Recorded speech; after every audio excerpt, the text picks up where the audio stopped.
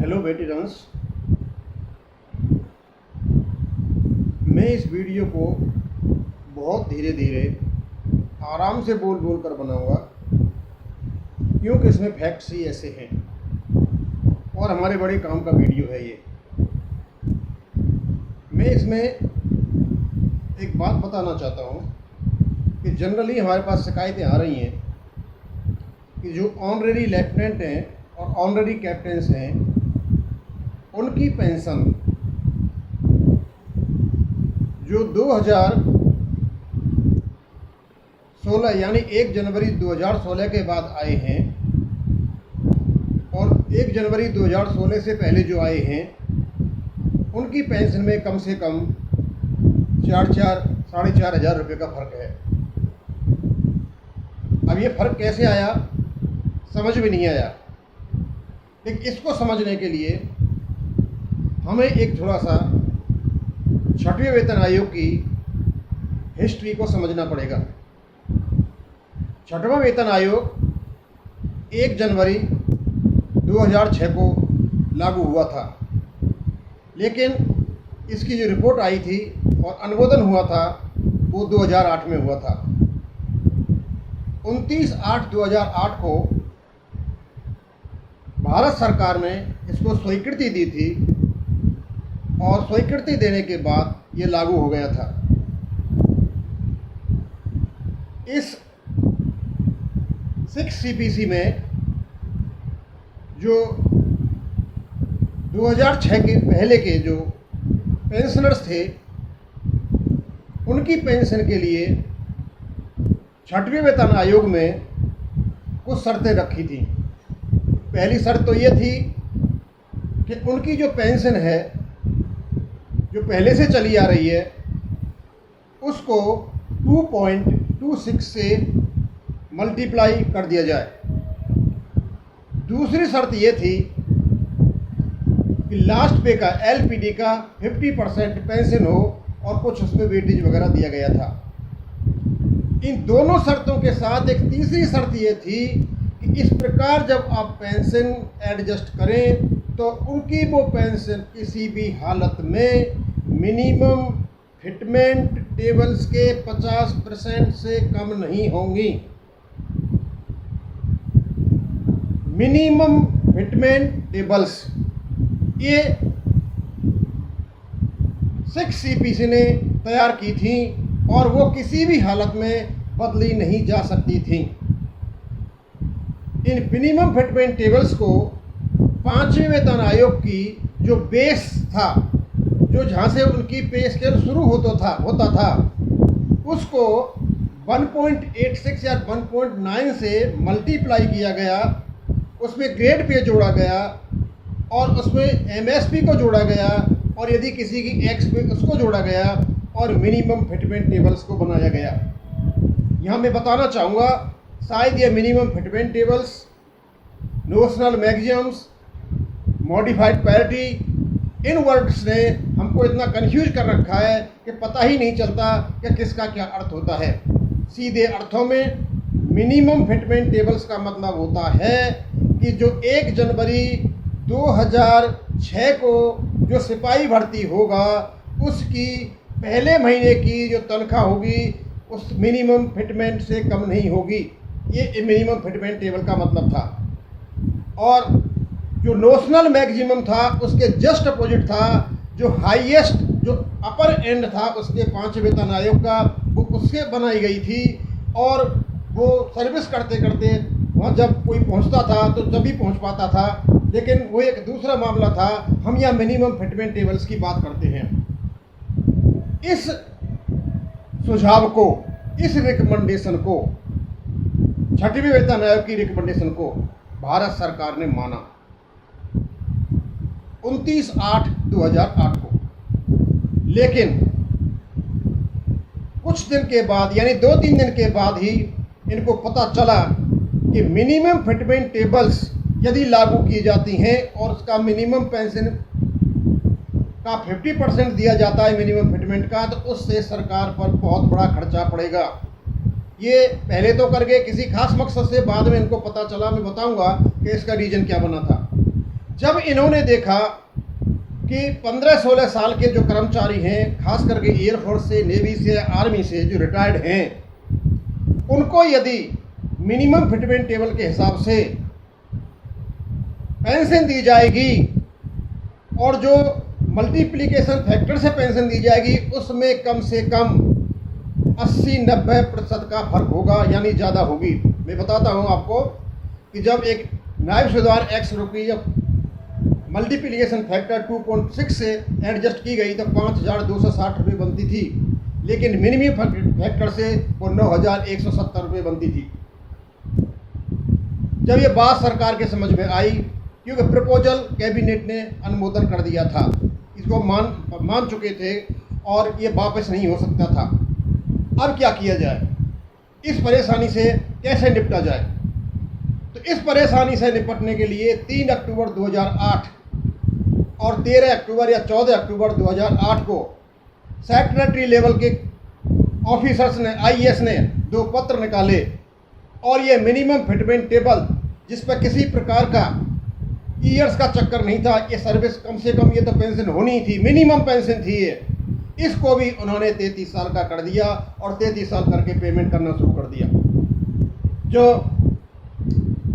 इसके कारण जो पेंशन एक 15 साल या 15.5 साल के 15.5 साल के नायब साल की जो ज़्यादा होनी चाहिए थी 9,170, वो केवल फिक्स हुई 5,260 और उसके बाद में कुछ इम्प्रूवमेंट किया गया और इम्प्रूवमेंट करने के बाद 5,860 रुपये बनी, जो 9,170 बनती और ये केस चलता रहा काफ़ी। लेकिन इसी बीच में बहुत ज़्यादा प्रतिरोध हुआ, क्योंकि भारत सरकार ने जो कुछ कहा था वो नहीं हो पाया। लोग कोर्ट चले गए और कोर्ट जाने के बाद ये जो 2 कंडीशंस सेक्रेटरी लेवल के 2 अफसरों ने डाली थी, उसको कोर्ट ने रिजेक्ट किया। कोर्ट ने माना कि जिस प्रपोजल को कैबिनेट मंजूर कर चुकी है, यदि उसमें कोई फेरबदल किया जाता है तो हर हालत में उसे वापस कैबिनेट के पास जाना चाहिए, लेकिन इससे कैबिनेट से अनुमोदित नहीं है। इसलिए ये जो अक्टूबर 2008 का जो इसको फेरबदल किया था उसको निरस्त कर दिया गया और निरस्त करने के बाद एक दूसरी प्रक्रिया हुई और दूसरी प्रक्रिया ये हुई कि एक चंद्रशेखर नाम की कमेटी बिठाई गई और इस कमेटी ने अपनी रिपोर्ट दी और ये 1 7 2009 से लागू हुई। इन्होंने माना कि जो नोशनल मैक्सिमम है, मैं मिनिमम फिटमेंट टेबल की बात नहीं कर रहा, मैं नोशनल मैक्सिमम की बात कर रहा हूँ, जो 5वें वेतन आयोग के अपर एंड से बना था, उसका भी वही सिस्टम था। जो हाईएस्ट पॉइंट है उसको 1.86 या 1.90 से मल्टीप्लाई कीजिए और उसमें ग्रेड पे जोड़िए, एमएसपी जोड़िए, एक्स पे जोड़िए और इस प्रकार करके आपकी वो नोशनल मैक्सिमम आपकी बन जाएगी। तो ये एक नायब सूबेदार की जो बनी थी वो 23,000 कुछ बनी थी और ये जो पेंशन थी नोशनल मैक्सिमम, इसमें ईयर्स की शर्त थी, ये 33 साल के लिए थी। ये 33 साल के और जो नीचे वाले थे जिनकी कम सर्विस थी उनको कुछ वेटेज दे करके उनके पेंशन में कुछ सुधार किया गया। यानी एक नायब सूबेदार जो 15 साल का था, 15.5 साल का एक्स ग्रुप का, जिसकी पेंशन 5,800 कुछ थी, इम्प्रूवमेंट करके इनके 1 7 2009 की वजह से वो पहुंच गई इनका 7,171 रुपये पर। लेकिन अभी भी जो 6वें वेतन आयोग का मिनिमम फिटमेंट टेबल का 50% देना था वो नहीं हो पाया, क्योंकि वो 9,170 था। लड़ाई चलती रही। इसका जो केस था कोर्ट में गया, कर्नाटक हाई कोर्ट में गया, साउथ में गया और उन्होंने वहाँ ये केस डीलिंकिंग ऑफ 33 DL 33 के नाम से केस डाला, क्योंकि DL 33 का केस हो या मिनिमम फिटमेंट टेबल का 50% हो, बात एक ही है। वो दोनों बात अलग अलग नहीं है, एक ही बात है। और उसके बाद क्योंकि इससे पेंशन कम नहीं होगी, ज़्यादा हो सकती है, कम नहीं होगी, उन्होंने माना और इसको देने के लिए 568 सर्कुलर आया और 568 सर्कुलर में सारी फिगर एक ही थी, यानी मिनिमम फिटमेंट टेबल का 50% जो कैबिनेट ने मंजूर किया था 6वें वेतन आयोग की सिफारिश पर, लेकिन उसको इस प्रकार से घुमाया गया कि हमारी पेंशन जो हमें 2006 में मिलनी चाहिए थी 568 सर्कुलर के आधार पर हमें मिली, वो जा करके 2016 में। और ये हमें एक बात और बता देना चाहता हूँ, यदि हमें पेंशन सही मिली होती 6वें वेतन आयोग के अनुसार, इसमें इस प्रकार की गड़बड़ी नहीं की गई होती, तो किसी भी प्रकार हमारी OROP का जो खर्चा 2014 में आया था 5 या 6 हज़ार से ज़्यादा नहीं होता, क्योंकि हमें पेंशन सही नहीं दी गई, इसलिए वो खर्चा ज़्यादा आया। और मैं एक बात बताना चाहता हूँ, वर्तमान सरकार ये कहती है कि हमने OROP पर 33, 34 या पता नहीं कितना हज़ार करोड़ खर्चा किया है, लेकिन हमको खर्चा बताया गया था 11,000 के आसपास। अब ये कहते हैं 33,000 और कुछ खर्चा किया गया था। ये इस सरकार की गलती है। इनको बताना चाहिए कि 6वें वेतन आयोग की जो सिफारिशें थी, जो उस समय की सरकार ने मानी थी, उनको प्रॉपर तरीके से लागू नहीं किया गया था। एक पेंशन घोटाला किया गया था, और उस पेंशन घोटाला का जो प्रभाव पड़ा था वो सबसे ज़्यादा आर्मी के लोगों पर पड़ा था। और उसका जो खर्चा था, जितना भी हुआ था, UPA सरकार के खर्चे को जो 25,000 करोड़ रुपए से भी ज़्यादा था, उसको NDA सरकार को वहन करना पड़ा, देना पड़ा, और उन्होंने इसको OROP में जोड़ा। OROP का इतना खर्चा नहीं था। और यदि हमारी पेंशन 1/1/2006 से जो लागू हुआ था पे कमीशन, और जिसमें जो पेंशन का जो फॉर्मूला लगाया था, यदि वो और अनुमोदित था, यदि उसको मान गए होते तो हमारी इस समय खर्चा ज़्यादा नहीं होता। मैं बताना चाहता हूँ क्यों। इम्प्रूवमेंट करने के बाद 1/7/2009 को एक एक्स ग्रुप के नैब स्तर की 15.5 साल की जो पेंशन थी वो थी 7,173। उसके बाद 568 सर्कुलर के अनुसार ये हुई 9,170। लेकिन जो 568 सर्कुलर लागू हुआ था ये हुआ था 2016 में, और जो 555 सर्कुलर OROP का था वो हुआ था उससे पहले लागू। यानी जो OROP का सर्कुलर लागू हुआ था वो 1/7/2009 यानी 430 सर्कुलर की फिगर्स पर हुआ था। तो 7,170 और OROP की जो फिगर है नायब सुधार की वो है 10,480। इन दोनों का अंतर जब देखोगे आप तो 4,000 से ऊपर आता है। ये पेमेंट NDA सरकार को करना पड़ा, और बाद में जब कोर्ट से परमिशन आई या कोर्ट ने आदेश दिया मिनिमम फिटमेंट टेबल का 50%, तो वो पैसा भी, वो एरियर भी NDA सरकार को पेमेंट करने पड़े, जो कि UPA सरकार के टाइम के थे और 2006 में मिल गए होते। 2006 से लेकर के 2016 में जा करके हमें उसका पेमेंट मिला था। यानी जितना पेमेंट लोगों को मिला था इतना तो उससे ज़्यादा ब्याज हो गया होता। और ये सारा का सारा खर्चा UPA सरकार का था। ये हमें घुमाते रहे और हमारी OROP नहीं दी इन लोगों ने, और इतना घुमाया हम कुछ कह नहीं सकते। खैर, मैं इन सारी चीज़ों को इसलिए बता रहा हूँ कि जो कुछ भी हुआ था। अब मैं यहाँ आता हूँ ऑनरेरी लेफ्टिनेंट और कैप्टन। शुरू से ही इनका पे स्केल अलग से रहा है। आप 542 सर्कुलर में जाइए, वहाँ आपको मिनिमम फिटमेंट टेबल्स मिलेंगे, JCOs के, ORs के, एयरफोर्स का भी, नेवी का भी, ऑफिसर्स के भी। ये मिनिमम फिटमेंट टेबल 6 CPC के बनाए हुए हैं। ये किसी भी हालत में चेंज नहीं हो सकते थे। आप इस प्रकार मानिए कि एक पोल है, एक पोल का नीचे के सिरा है, एक पोल का ऊपर का सिरा है। 5वें वेतन आयोग के पे स्केल्स भी इस प्रकार हैं। एक नीचे वाला सिरा है और उसमें इंक्रीमेंट लगते लगते आदमी धीरे धीरे टॉप पर चला जाता है। जो ये मिनिमम फिटमेंट टेबल जो बने थे, जो किसी की भी पहली महीने की जब ज्वाइन करता आदमी उसकी सैलरी थी, वो सैलरी जो बनी थी मिनिमम फिटमेंट टेबल की लोअर एंड से बनी थी, और बना करके उसका 50% हमको पेंशन दिया गया था। और ये जायज़ भी था कि जो एक सिपाही मिनिमम जो पैसा पहले महीने की जो तनख्वाह ले रहा है, क्या 15-16 साल का जो सिपाही है उसको इतना अधिकार नहीं है कि उसका 50% पेंशन ले सके? कमाल की बात है। मतलब 6CPC ने इतनी स्पष्ट रूप से कहा कि पेंशन किसी भी हालत में जो मिनिमम फिटमेंट टेबल बनाए उसे 50% से कम नहीं होगी, और ये बहुत बड़ी राहत दी थी। उसको भी घुमा फिरा दिया। सोचने वाली बात है। हमने ये नहीं मांगा, उसने ये नहीं कहा कि अपर एंड से देना है, लोअर एंड की बात हुई थी। तो सिपाही जो पहले महीने में तनख्वाह लेता है उसका 50% तो 15 साल वाले आदमी का बनता ही बनता है, लेकिन उसको भी 33 साल का कर दिया गया और ये चलता रहा। खैर, मैं ऑनरेरी कैप्टन लेफ्टिनेंट की बात कर रहा हूँ। तो ऑनरेरी लेफ्टिनेंट और ऑनरेरी कैप्टन 5वें वेतन आयोग में उनकी एक ही फिगर है, वो है ऑनरेरी लेफ्टिनेंट की 10,500 और ऑनरेरी कैप्टन की है 10,850। इक्विलेंट जो रैंक्स हैं एयरफोर्स में उनका भी यही हाल है, जिसमें HFO और ऑनरेरी लेफ्टिनेंट और क्या नाम है ऑनरेरी जो फ्लाइट लेफ्टिनेंट है और एक फ्लाइंग ऑफिसर, ये सब कैप्टन और इनके बराबर होते हैं।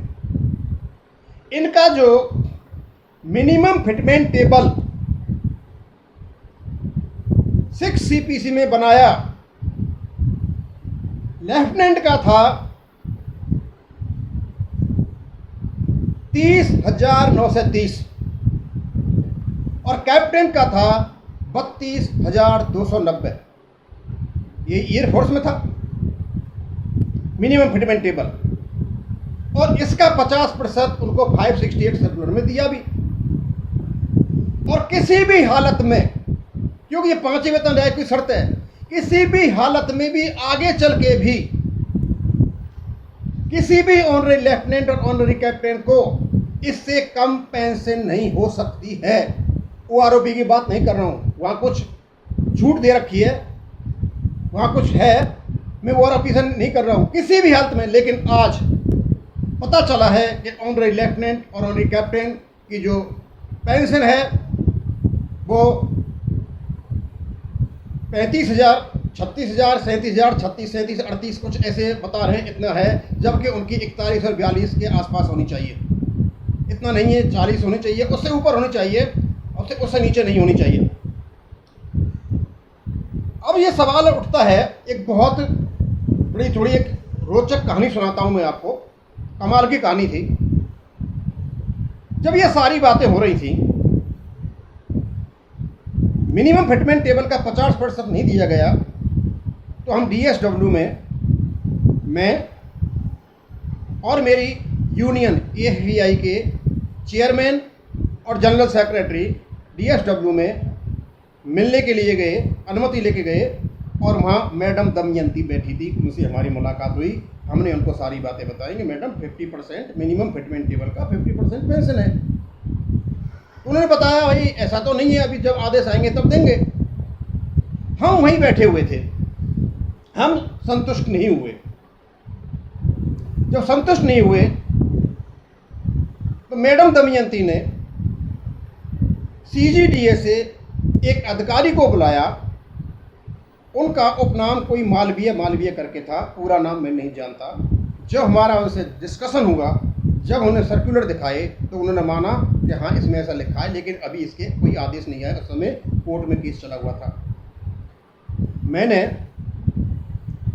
ये 2013 जनवरी या फरवरी या मार्च की बात है, मेरे पास एक सर्कुलर था 502, उसमें फैमिली पेंशनर्स की पेंशन है। जब हमने मैडम से बताया कि मैडम इसमें जो फैमिली पेंशन है मिनिमम फिटमेंट टेबल का 50% दिया हुआ है।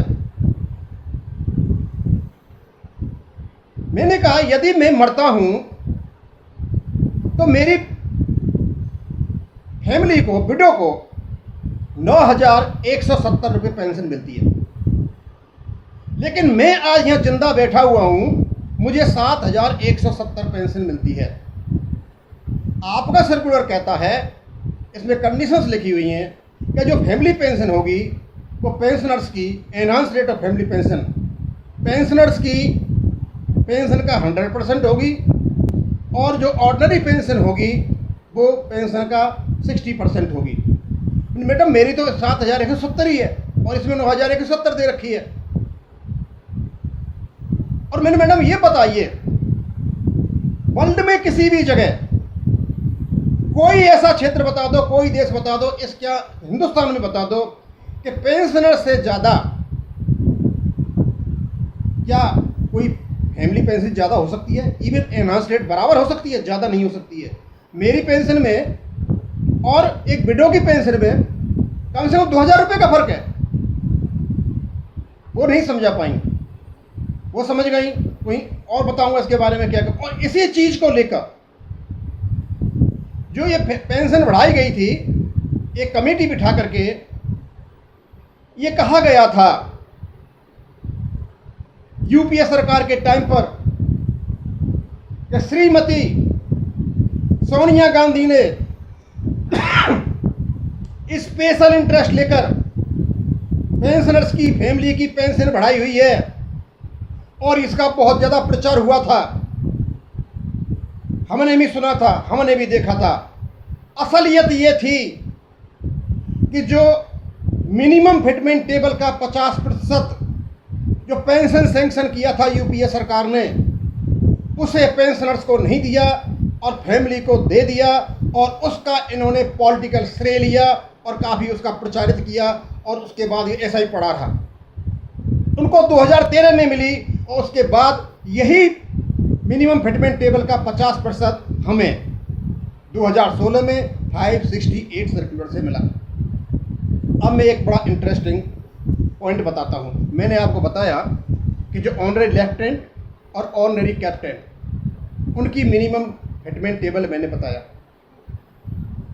मैं आपसे चाहूँगा कि आप सर्कुलर नंबर 542 में जाएं, वहाँ आप मिनिमम फिटमेंट टेबल देखें, अपनी भी देखें, दूसरों की भी देखें, अफसरों की भी देखें। देखने के बाद आप ये देखें कि 6 CPC में 2006 में आई थी, 2008 में आई थी, ये 2006 से लागू थी कि मिनिमम फिटमेंट टेबल का निर्माण कैसे किया था और किसको कैसे किया था। मैं यहाँ 2 चीज़ों को बताना चाहूँगा। उसमें जो लेफ्टिनेंट की मिनिमम फिटमेंट टेबल थी वो थी 27,000 2008 में, स्पेशल आर्मी इंस्ट्रक्शंस। कैप्टन की जो मिनिमम फिटमेंट टेबल थी वो थी 30,700, क्योंकि उनका जो पे स्केल का लोअर एंड था उससे यही बनती थी। और जो ऑनरी लेफ्टिनेंट और ऑनरी लेफ्टिनेंट की जो मिनिमम फिटमेंट टेबल थी वो थी 30,930 और कैप्टन की जो थी ऑनरी कैप्टन की वो थी 32,290। यही बनती थी, क्यों उनकी फिगर थी 10,500 और 10,850। और जो लेफ्टिनेंट की जो अपर एंड था 5वें वेतन आयोग का वो 10,050 के आसपास था और लगभग यही कंडीशन कैप्टन के साथ थी। मैं 2 का ही ले रहा हूं, बाद में बताऊंगा हुआ क्या था। चंद्रशेखर कमेटी ने जब हमें एक साथ 2009 से कुछ बढ़ा हुआ पैसा मिल गया तो ये सोचा गया कि हमको तो मिल गया, ऑफिसर्स को नहीं मिला।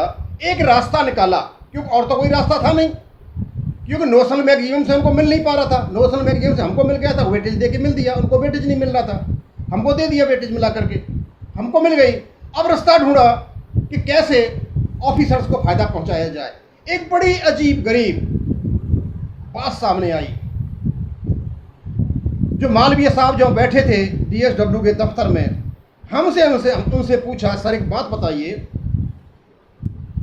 कि यहाँ लेफ्टिनेंट का मिनिमम फिटमेंट टेबल 27,000 है, लेकिन 542 सर्कुलर में आपने मिनिमम फिटमेंट टेबल को ही बदल दिया। आप तो जो पोल था उसके ऊपर वाले सिरे से निकल के भी ऊपर चले गए, नोशनल मैक्सिमम हो गया। और कैप्टन के जो 30,700 था उसको आपने 32,290 कर दिया, पोल से ऊपर भी निकल गए। सर ये कैसे हो गया? क्यों मिनिमम फिटमेंट टेबल तो बदला नहीं जा सकते, तो आपने कैसे बदल दिया? आप कैसे एक 28 और 30 साल सर्विस करने वाले ऑनररी लेफ्टिनेंट और कैप्टन की पे को एक साल 1 महीने की पहले महीने में काम करने वाले लेफ्टिनेंट के लिए ट्रांसफर कर सकते हो, या कैप्टन के लिए ट्रांसफर कर सकते हो। आप ये मानते हुए कि ये जूनियर हैं तो इनकी जो पे है यहां से फायदा मिल रहा है तो इनको लेकर के इनको ट्रांसफर कर दिया जाए। और ये ट्रांसफर सभी अफसरों को बदल दिया गया, यानी जो टेबल बदल ही नहीं सकती थी मिनिमम फिटमेंट टेबल की, उन मिनिमम फिटमेंट टेबल को सब लोगों के लिए बदल दिया गया। आप देखिए 542 सर्कुलर और क्या क्या परिवर्तन किया है। 2 की बात इसलिए कर रहा हूं मैं, यहाँ पर खास मकसद से कर रहा हूं। अब सवाल ये उठता है कि 5वें 6वें वेतन आयोग में जब मिनिमम फिटमेंट टेबल जो 6वें वेतन आयोग ने बनाई थी और उसके 50% से किसी भी हालत में पेंशन कम नहीं हो सकती थी,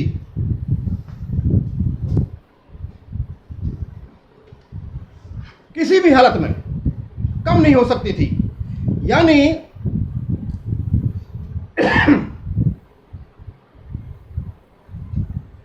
15,465 ये 6वें वेतन आयोग में मिनिमम फिटमेंट टेबल का ऑनररी लेफ्टिनेंट का पेंशन है। उसके बाद ओआरओपी आई। ओआरओपी की फिगर हम छोड़ देते हैं क्योंकि ओआरओपी केवल जुलाई 2014 तक लागू है। मैं उसके बाद की बात कर रहा हूं। इसका मतलब जुलाई 2014 के बाद भी यही पेंशन थी, 15 में भी यही पेंशन थी, 16 में भी यही पेंशन होगी क्योंकि 6वां वेतन आयोग 7वां वेतन आयोग नहीं आया था, 17 में भी यही पेंशन होगी क्योंकि 7वां वेतन आयोग नहीं आया था, 7वां वेतन आयोग 2018 में आया था और जब तक जो भी ऑनररी लेफ्टिनेंट कैप्टन बना होगा यही पेंशन थी। और इसका यदि हम 2.57 करते हैं तो एक ऑनररी लेफ्टिनेंट की पेंशन 39,745 रुपये बनती है। हालांकि इससे ज़्यादा है उनकी जो ओआरओपी में है, लेकिन हमने सुना है कि जो अभी ऑनररी लेफ्टिनेंट पेंशन आ रहे हैं उनकी पेंशन 35 या 36 हज़ार के आसपास है। बड़ा दुख होता है सुन करके कि जो पेंशन कम हो नहीं सकती थी वो पेंशन कैसे कम हो गई। यानी इसलिए इनको अफसरों में मिलाया गया। अफसरों में तो ये 6वें वेतन आयोग से मिले हुए थे, 15,600 वाले ग्रुप में थे, एमएसपी उतनी मिल रही थी जितनी अफसरों को मिल रही थी। तो 7वें वेतन आयोग में ऐसा क्या किया कि इनको अफसरों में मिला करके और कहाँ से इनको सेट किया गया समझ में नहीं आता। और जब इनको सेट किया गया 6वें वेतन आयोग में, 7वें वेतन आयोग में, तो पेंशन कैसे कम हो गई। उसी प्रकार जो ऑनररी कैप्टन हैं उनकी किसी भी हालत में उनकी जो पेंशन थी वो थी 16,145। मैं ओआरओपी की बात नहीं कर रहा, उसमें थोड़ी ज़्यादा है। तो इनकी पेंशन किसी भी हालत में 41,493 से कम नहीं हो सकती थी। लेकिन मैंने सुना इनका 37-38 हज़ार रुपये पेंशन मिल रहा है। तो ये कौन सा फॉर्मूला लगाया? क्या इनको जो अलग से चले आ रहे थे, क्या इनको किसी अफसर के किसी स्टेज पे जाकर के मर्ज कर दिया? और आप अफसर पे जाकर के मर्ज भी कर दो, कोई फर्क नहीं पड़ता। अफसर पे जाके मर्ज करोगे तो इनका जो 6वें वेतन आयोग में जो वो थी, ये थी 30,930, इसका था कैप्टन का, लेफ्टिनेंट का। इसको हम जो 2.57 से गुणा करते हैं तो इनका जो बेसिक पे बनता है वो 79,490 बनता है, ना कि 72,000 बनता है, ना कि 74,000 बनता है जो इनको 36-37 हज़ार मिल रही है। इनका 79,490 मिलता है। और उसी प्रकार जो हमारे ऑनररी कैप्टन हैं इनकी 32,290 इंटू 2.57, इनकी पेंशन जो पे बनती है, लास्ट पे डोन बनती है, वो बनती है 82,985। इससे पेंशन बनती है। और इस प्रकार इनकी जो पेंशन होगी डिवाइडेड बाई 2, इनकी 41,492 बनती है। इस प्रकार ये मतलब हुआ कि यदि ऑनररी लेफ्टिनेंट और कैप्टन को पेंशन 37-38 हज़ार मिल रही है तो ये गलत पेंशन मिल रही है। मैं ऑनररी लेफ्टिनेंट कैप्टन से अनुरोध करूंगा कि आप डिटेल्स को लेकर के EFT में जाएं और उनसे कहें कि हमारा ग्रुप हमेशा से अलग रहा है, अलग ही चलता हुआ है। केवल 7 वेतन आयोग में ऐसा कुछ गड़बड़ हुआ है जिसकी वजह से पेंशन कम हो गई है। हमारी पेंशन जो 5वें वेतन आयोग की जो कंडीशंस हैं कि मिनिमम फिटमेंट टेबल के 50% से कम नहीं होगी, उस पर रखा जाए और वहीं हमको 7वें वेतन आयोग में सेट किया जाए। हमें एक प्रकार से सेट किया जा रहा है जो हमको नुकसान हो रहा है।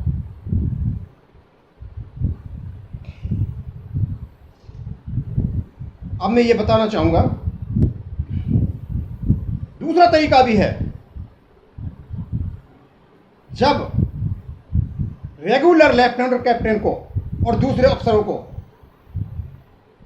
28 और 30 साल सर्विस करने वाले ऑनरेरी लेफ्टिनेंट कैप्टन की मिनिमम फिटमेंट टेबल को फायदे के लिए ट्रांसफर किया जा सकता है, तो क्यों नहीं